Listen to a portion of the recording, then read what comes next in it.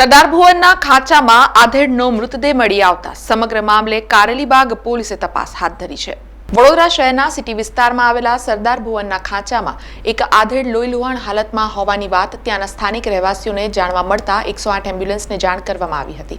જો કે એમ્બ્યુલન્સના આરોગ્યકર્મીએ વ્યક્તિ મૃત હોવાની જાણ કરતા બનાવની જાણ પોલીસ કંટ્રોલ રૂમમાં કરાઈ હતી અને કંટ્રોલ રૂમથી વર્ધી મળતા કારેલીબાગ પોલીસ મથકનો સ્ટાફ ઘટના સ્થળે પહોંચ્યો હતો, જ્યાં એક આધેડ લોહીલુહાણ હાલતમાં જોવા મળ્યો હતો.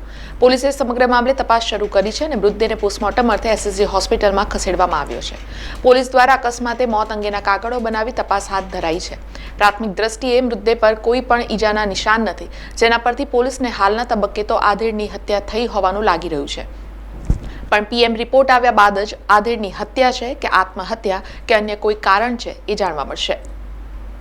કઈ હાલતમાં મૃતદેહ એટલે અમને તો ખબર જ નથી. આવી રીતે ઇન્જર્ડ હાલતમાં માણસ પડ્યો હતો એટલે અમે 108ને જાણ કરી. એમને આવીને એમની રીતે મેડિકલ ચેકઅપ કર્યું ને અમને જાણ કરી કે માણસ મૃત હાલતમાં છે. એટલે અમે કંટ્રોલ રૂમમાં ફોન કર્યો કે ભાઈ આવી રીતે એક મૃત હાલતમાં માણસ પડ્યો છે તો તમે આવીને જોઈ લો. એટલે હવે સાહેબ શ્રી આવ્યા છે, એમની રીતે પંચનામું કરે છે. કોણ છે આ વ્યક્તિ? તમે ઓળખારે કોઈ જાણ નથી, અજાણ્યો ઈસમ છે. અમે આજુબાજુવાળા બધાને પૂછી લીધું પણ અહીંનું કોઈ છે નહીં.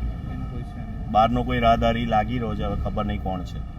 ઉપરથી પડ્યો છે એવી કોઈ વાત છે? ના, એવું હોય તો અવાજ તો આવે, કશે અથડાવાના નિશાન પણ નથી. હવે એ તો પોલીસનું કામ છે, એમની રીતે જોશે.